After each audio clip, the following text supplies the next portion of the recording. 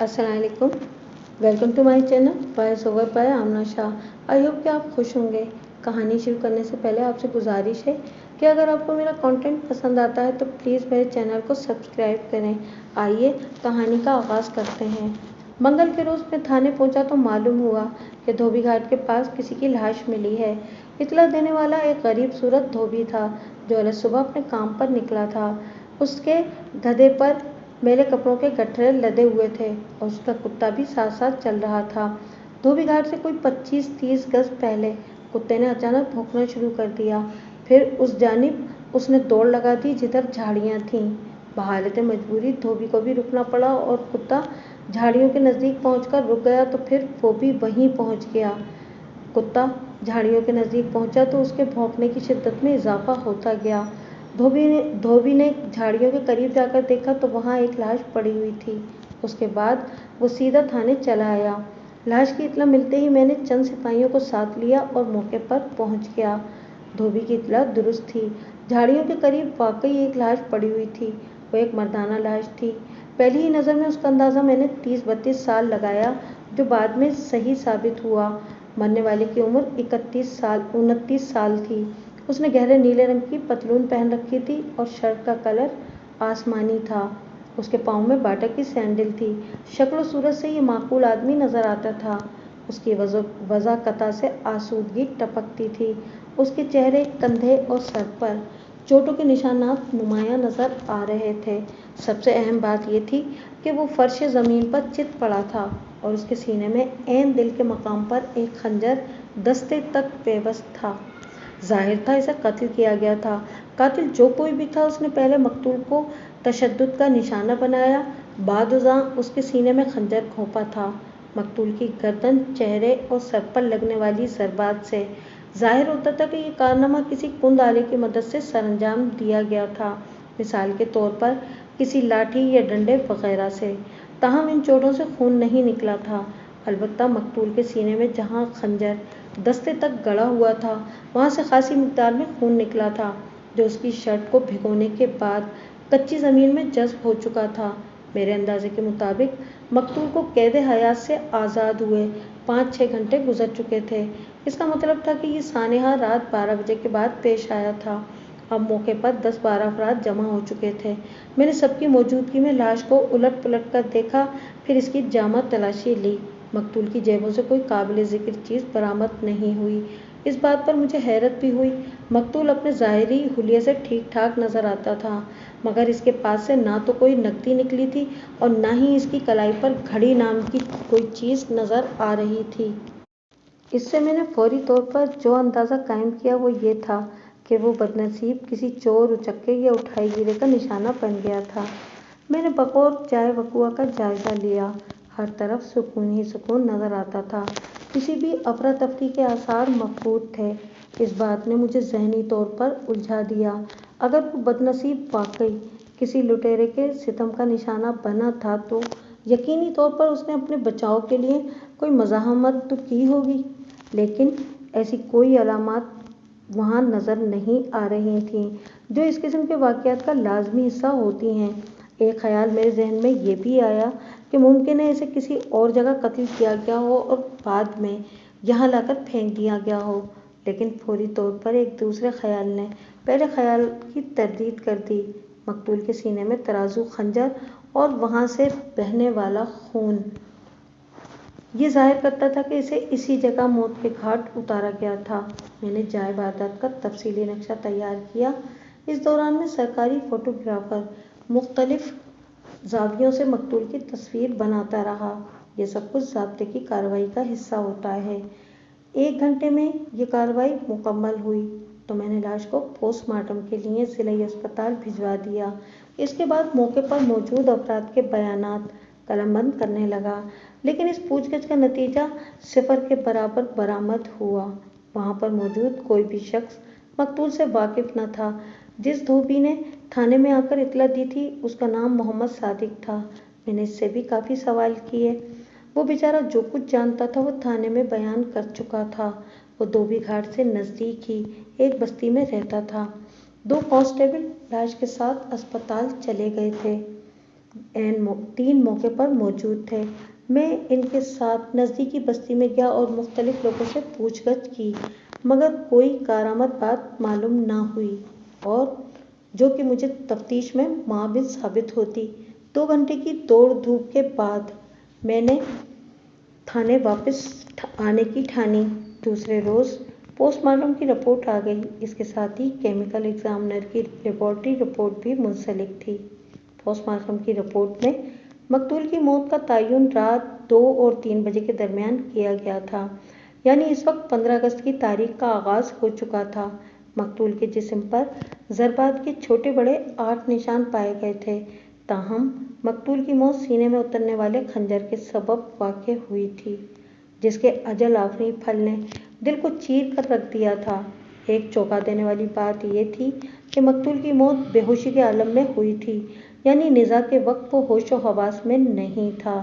इस बात की तस्दीक मेडिकल एग्जामिनर की रिपोर्ट से भी होती थी, जिसके मुताबिक मकतूल के मैदे में ख्वाब आवर दवा की आमेजिश पाई गई थी, और ये एक अहम इत्तला थी। इस ज़माने में फिंगरप्रिंट्स उठाने का रिवाज आम नहीं हुआ था, और ना ही अदालत में इसे कोई अहमियत दी जाती थी। अब सबसे अहम मरहला मकतूल की शनाख्त का था। अब तक की पूछगछ से तो यही मालूम हुआ था कि कोई भी मकतूल से वाकिफ नहीं। फोटोग्राफर ने मकतूल की तस्वीरों के प्रिंट तैयार कर लिए थे। मैंने अपने थाने के चंद होशियार किस्म के कांस्टेबल्स को वो तस्वीरें देकर हुक्म दिया कि वो पूरे इलाके में इसके बारे में मालूमात इकट्ठा करें। एक तस्वीर मैंने अपने पर्स में रख ली।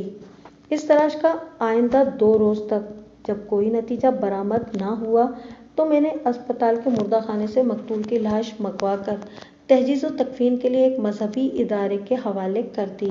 हमने सैकड़ों अफराद को मकतूल की तस्वीरें दिखाईं, लेकिन कोई इसे शनाख्त ना कर सका। इससे ये बात पाए सबूत को पहुंच गई कि मकतूल इस इलाके का रहने वाला नहीं था, वो किसी दूसरे शहर से यहाँ आया था। इस बात के पेश नज़र मैंने अपनी तफ्तीश का रुख स्टेशन के नज़दीक वाक़े होटलों की जानिब मोड़ दिया। ऐसी ही एक कोशिश के दौरान में मुझे उम्मीद की एक किरण दिखाई दे गई। रेलवे स्टेशन की दूसरी जानिब वाक़े एक होटल वाले ने मकतूल की तस्वीर को बगौर देखने के बाद पहचान लिया था। इस वक्त मैं सादा लिबास में था। होटल के मालिक ने सवालिया नज़रों से मुझे देखा और फिर पूछा, क्यों जनाब, आप इस बंदे के बारे में क्या जानना चाहते हैं? मेरा नाम मलिक सफदर हयात है। मैंने अपना तारुफ करवाना ज़रूरी समझा। मैं यहाँ के थाने का इंचार्ज हूँ। ओह थानेदार साहब, वो एकदम सीधा होकर बैठ गया। सत बिस्मिल्लाह जनाब, आए आए तशरीफ़ रखें। उसने कुर्सी की जानिब इशारा किया, फिर खुद भी काउंटर के पीछे से निकलकर मेरे पास आ गया। वो एक औसत दर्जे का होटल था, जैसा कि आमतौर पर स्टेशनों पर होते हैं। नीचे एक वसी हाल था जहाँ मेज़ें और कुर्सियाँ लगी हुई थीं। उसके ऊपर कमरे बने हुए थे, यानी इस होटल में मुसाफिरों के क़याम व क़याम का मुकम्मल इंतज़ाम मौजूद था। होटल के मालिक का नाम रफ़ीक बाजवा था।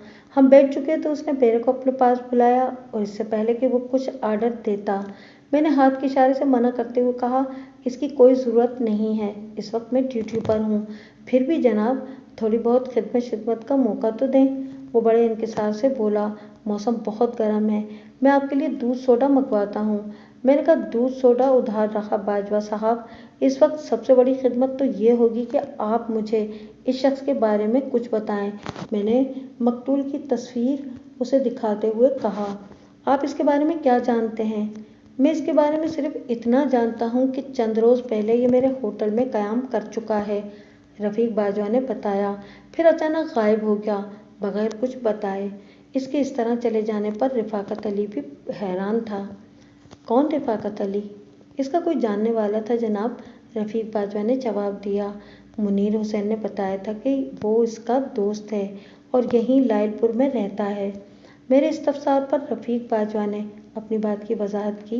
मलिक साहब, आपने जिस बंदे की तस्वीर मुझे दिखाई है, इसका नाम मुनीर हुसैन है। अपनी बात ख़त्म करके उसने पुरतशवीश लहजे में पूछा, खैर तो है जनाब, क्या हो गया है इस बंदे को?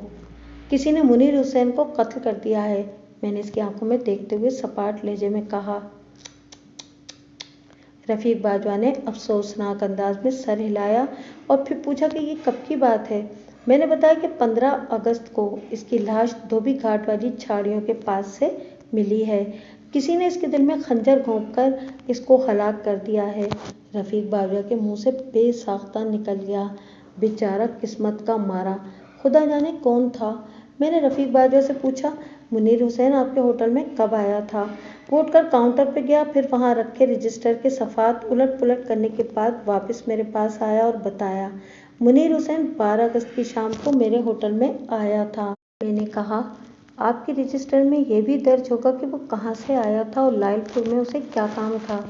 मलिक साहब, हम मुसाफिरों से इतनी तफसीली बातें नहीं पूछते और ना ही मुसाफिर ऐसी बातों को पसंद करते हैं। रफ़ीक बाजवा ने बताया, यहाँ तो मुसाफिरों का आना जाना लगा रहता है। रोज़ाना 20 मुसाफिर आते हैं तो 15 जाते हैं, 10 आते हैं तो 20-25 चले जाते हैं। हम रजिस्टर में सिर्फ मुसाफिर का नाम और आने जाने की तारीख दर्ज करते हैं, बस। अल्लाह अल्लाह खैर सल्ला। फिर मुनीर हुसैन ने तो 1 हफ्ते का किराया एडवांस दिया था। मैंने कहा, इसका मतलब है इसे 19 अगस्त तक यहाँ क़याम करना था। मेरा भी यही ख्याल था, लेकिन वो 14 अगस्त को गया तो फिर लौट कर नहीं आया। रफ़ीक बाजवा ने इस बात में गर्दन हिलाते हुए कहा, हालांकि ऐसा तो होता है कि मुसाफिर अपने प्रोग्राम में तब्दीली कर लेते हैं और मुकर्ररा वक्त से पहले भी होटल छोड़ देते हैं, लेकिन इस सूरत में वो बाकायदा हमें मुत्तला करते हैं। यूँ मुनीर हुसैन की तरह अचानक गायब नहीं हो जाते। मैंने पूछा, बाजवा साहब, आपने बताया कि रफ़ाकत अली नामी एक शख्स आपके होटल में मकतूल मुनीर हुसैन से मिलने आता था और मुनीर हुसैन उसे अपना दोस्त बताता था। आपको पता है कि रफ़ाकत अली यहाँ किस जगह रहता है? नहीं जनाब, मुझे कुछ मालूम नहीं है। रफ़ाकत अली आखिरी मर्तबा यहाँ कब आया था? कुछ देर सोचने के बाद रफ़ीक बाजवा ने जवाब दिया, अल्लाह आपका भला करे मलिक साहब, मुझे अच्छी तरह याद है कि 14 अगस्त को वो दोनों एक साथ होटल से निकले थे। रफ़ाकत अली करीब करीब रोज़ ही मुनीर हुसैन से मिलने आता था और उसके साथ कुछ वक्त गुजार कर वापस चला जाता था।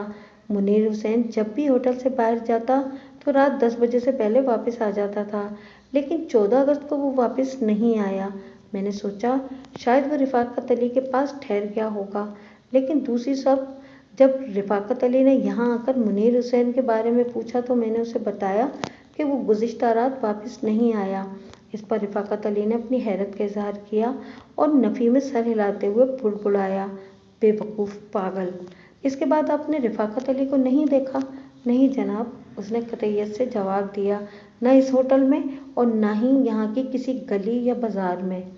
तफ्तीश की राह में मुझे रोशनी की जो नन्ही सी किरण दिखाई दी थी वो अब मादूम हो गई थी।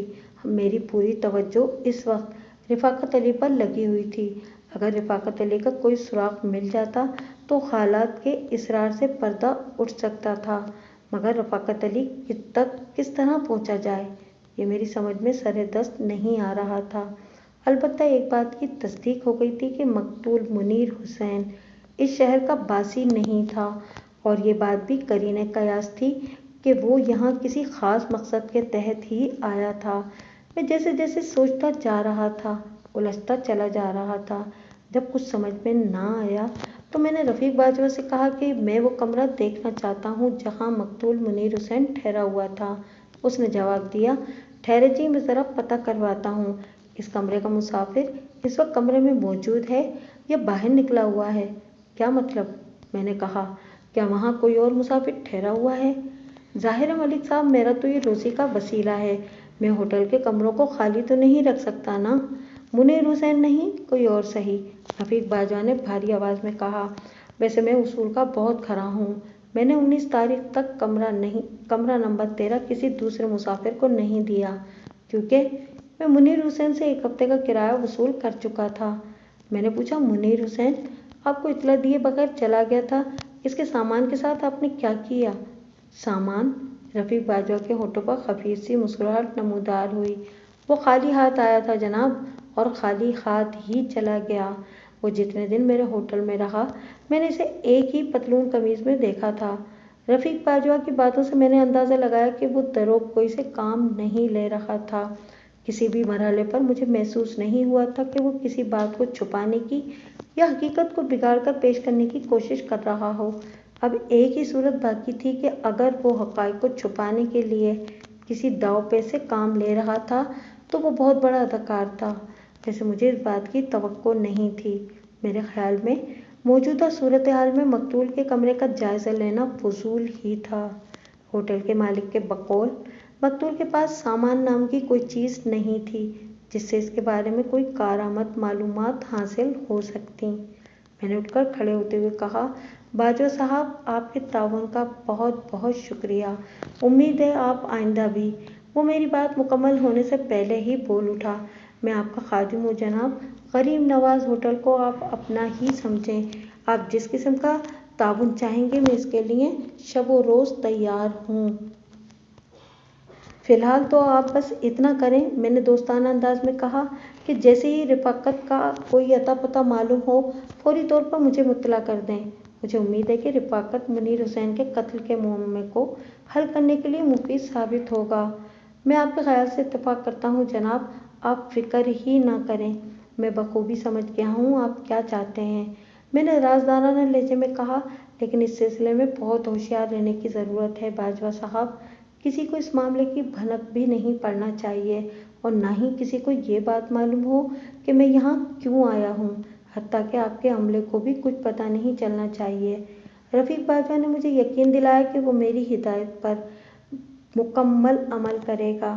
میں اس سے ہاتھ ملانے کے بعد ہوٹل سے نکل آیا۔ دوسرے روز دوپہر کے بعد رفیق باجوہ تھانے میں موجود تھا۔ اس کے ساتھ 13-14 سال کا ایک ملازم صورت لڑکا بھی تھا۔ میں نے رفیق کو بیٹھنے کے لیے کہا۔ وہ بیٹھنے کے بجائے اپنے ساتھی لڑکے سے مخاطب ہو کر تحقیرانہ لہجے میں بولا، تیرو تو باہر جا کر برآمدے میں بیٹھ، جب میں بلاؤں تو اندر آنا، جیرے۔ اس کی بات ختم ہوتے ہی جیرا نامی لڑکا کمرے سے نکل گیا۔ رفیق باجوہ میرے سامنے کرسی پر بیٹھتے ہوئے پرجوش لہجے میں گویا ہوا، ملک صاحب، ایک بہت بڑی خوشخبری ہے، بہت بڑی خوشخبری لے کر آیا ہوں۔ کیا؟ رفاقت علی کا کوئی سراغ مل گیا؟ وہ اندرونی خوشی کو دباتے ہوئے بولا، رفاقت علی کو گولی مارے جناب، میں تو اس سے بھی زیادہ اہم بات آپ کو بتانے آیا ہوں۔ میں ہمتاً گوش ہو گیا، کہیں کہ دیکھوں کہ کیا کہتا ہے۔ مجھے پتہ چل گیا ہے منیر حسین کس چکر میں لال پور آیا تھا، وہ سرگوشیانہ لہجے میں بولا۔ کس چکر میں؟ رفیق باجوہ نے دھیمی آواز میں بتایا۔ وہی ازلی چکر ہے جناب، عورت کا چکر۔ بجھارتیں نہیں ڈالو رفیق، جو جانتے ہو کھل کر بتاؤ، میں نے سنجیدہ لہجے میں کہا۔ وہی بتا رہا ہوں ملک صاحب، وہ بھی جواب میں سنجیدہ ہو گیا۔ منیر حسین گھنٹہ گھر بازار کی رہائشی ایک عورت کے پیچھے یہاں آیا تھا۔ میں سیدھا ہو کر بیٹھ گیا اور پوری دلچسپی سے رفیق باجوہ کی بات سننے لگا۔ اس نے واقعی ایک اہم انکشاف کیا تھا۔ وہ کہہ رہا تھا، ملک صاحب، یہاں گھنٹہ گھر بازار میں فضل کریم نامی ایک شخص رہتا ہے۔ ادھر مین بازار میں اس کی جوتوں کی دکان ہے فضل شوز کے نام سے۔ پتہ چلا ہے کہ منیر حسین فضل کریم کی بیوی زاہدہ کے پیچھے یہاں آیا تھا۔ میں نے سوال کیا، باجوہ صاحب، آپ کو یہ ساری باتیں کہاں سے معلوم ہوئیں؟ وہ لڑکا جسے میں نے باہر بیٹھنے کو کہا ہے، وہ میرے ہوٹل کے باورچی خانے میں کام کرتا ہے، رفیق باجوہ نے بتایا۔ اس کا نام نذیر عرف جیرا ہے۔ مقتول منیر حسین نے جیرے کے ہاتھ ایک رکا زاہدہ کو بھجوایا تھا۔ جیرے نے مجھے یہ بھی بتایا کہ دوسرے روز کوئی لگ بھگ 4 بجے زاہدہ منیر حسین سے ملنے ہوٹل میں بھی آئی تھی۔ میں اس وقت کسی کام سے گیا ہوا تھا، اس لیے میں زاہدہ کو ہوٹل میں داخل ہوتے اور نکلتے دیکھ نہ سکا، ورنہ کل ہی آپ کو بتا دیتا۔ رفیق باجوہ کی فراہم کردہ اطلاعات خاصی سنسنی خیز تھیں۔ میں نے جیرا نامی اس لڑکے کو فوری طور پر اندر بلا لیا۔ وہ شاید تھانے میں پہلی مرتبہ آیا تھا، اس لیے خاصا سہما ہوا تھا۔ اس کی آنکھوں میں خوف کے سائے لہرا رہے تھے۔ میں نے نرم لہجے میں اسے بیٹھنے کو کہا۔ وہ بدستور کھڑا رہا اور کبھی مجھے اور کبھی رفیق باجوہ کو سراسیما نظروں سے دیکھنے لگا۔ اوئے، تم نے سنا نہیں؟ ملک صاحب کیا کہہ رہے ہیں؟ رفیق باجوہ نے اسے دبکا مارا۔ وہ لرزتی ہوئی آواز میں بولا، جناب، میں نے کوئی غلط کام نہیں کیا، مجھے معاف کر دیں، میں بے قصور ہوں۔ مجھے اس کی حالت پر رحم آنے لگا اور میں نے کہا، اگر تم نے کوئی جرم نہیں کیا تو تمہیں گھبرانے کی ضرورت نہیں ہے، خاموشی سے بیٹھ جاؤ اور جو میں پوچھوں اس کا سیدھا سچا جواب دو۔ वो झिझकता हुआ बैठ गया, फिर मरियल सी आवाज़ में बोला, पूछें जी। मैंने पूछा, मुझे पता चला है कि कमरा नंबर 13 के मुसाफिर ने तुम्हें कोई रुका दिया था।